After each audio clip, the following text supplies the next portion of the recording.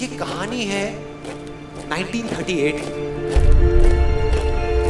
कैरली नाम के एक आदमी की, हंगेरियन आर्मी, और वो उस कंट्री का बेस्ट पिस्टल शूटर था।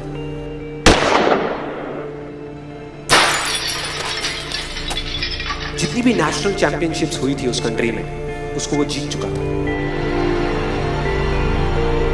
और सबको ऑलमोस्ट कंफर्म था कि 1940s में जो ओलंपिक्स होने वाले हैं उसमें गोल्ड मेडल कैरली को ही मिलेगा। और उसने सालों से ट्रेनिंग करी थी। उसका एक ही सपना था, एक ही फोकस था कि मुझे अपने इस हाथ को दुनिया का बेस्ट शूटिंग हैंड बनाना है, बेस्ट बनाना है, बेस्ट बनाना है। और वो कामयाब हो गया, उसने बना लिया बेस्ट शूटिंग हैंड। सिर्फ 2 साल का फर्क। 1938 में एक आर्मी का ट्रेनिंग कैंप चल रहा था। क्योंकि वो आर्मी में था तो एक एक्सीडेंट हो गया।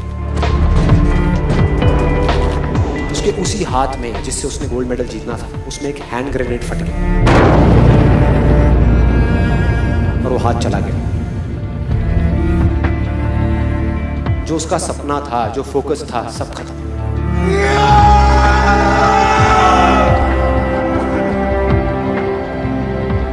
उसके पास 2 रास्ते थे। एक तो ये कि वो बाकी की पूरी जिंदगी रोता रहे और कहीं जा करके छुप जाए,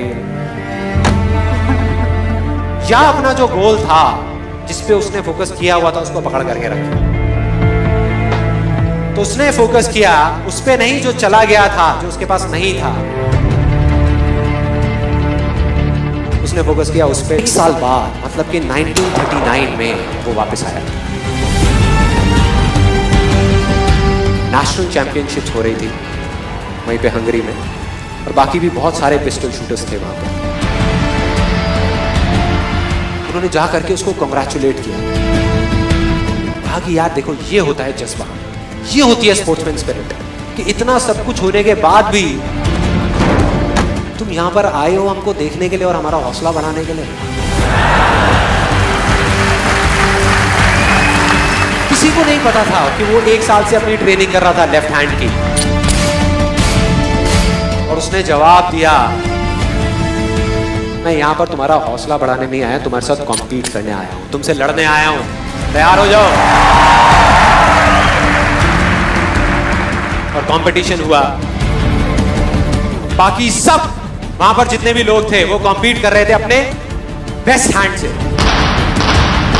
ये कॉम्पीट कर रहा था अपने ओनली हैंड से। ओनली हैंड से। कौन जीता? The man with the only hand, Kairali जीत गया। लेकिन वो यहां नहीं रुका। उसका गोल क्लियर था कि मुझे इस हाथ को इस कंट्री का नहीं, इस पूरी दुनिया का बेस्ट शूटिंग हैंड बनाना है। उसने अपना सारा फोकस उठा करके डाला 1940 पे, जब ओलंपिक्स होने वाले थे।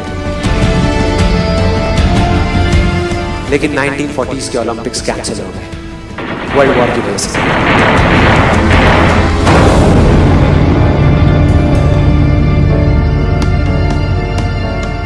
उसने अपना सारा फोकस उठा करके कहां डाल दिया? 1944 में जो ओलंपिक्स होने वाले थे उसके ऊपर। 1938 में उसकी एज थी 28 साल। 1948 में उसकी एज हो चुकी थी 38 इयर्स।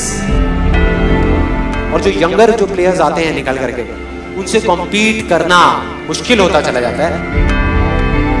लेकिन मुश्किल नाम का ये वर्ड था ही नहीं उसकी डिक्शनरी में। वो गया, पूरे वर्ल्ड के बेस्ट शूटर्स आए हुए थे जो अपने बेस्ट हैंड से कॉम्पीट कर रहे थे, और ये अपने ओनली हैंड से कॉम्पीट कर रहा था। और कौन जीता? The man with the only hand.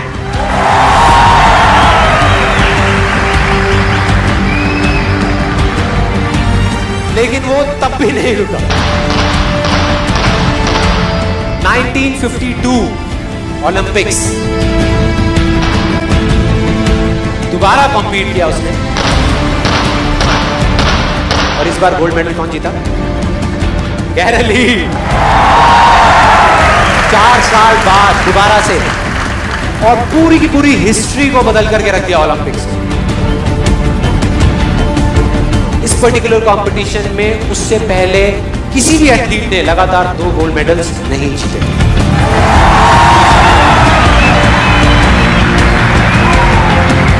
अब किसी भी लूजर के पास चले जाओ, उसके पास लिस्ट होगी बहानों की कि मैं इस वजह से फेल हुआ अपनी लाइफ में, इस वजह से मैं कुछ नहीं कर पाया, बहुत लंबी लिस्ट है।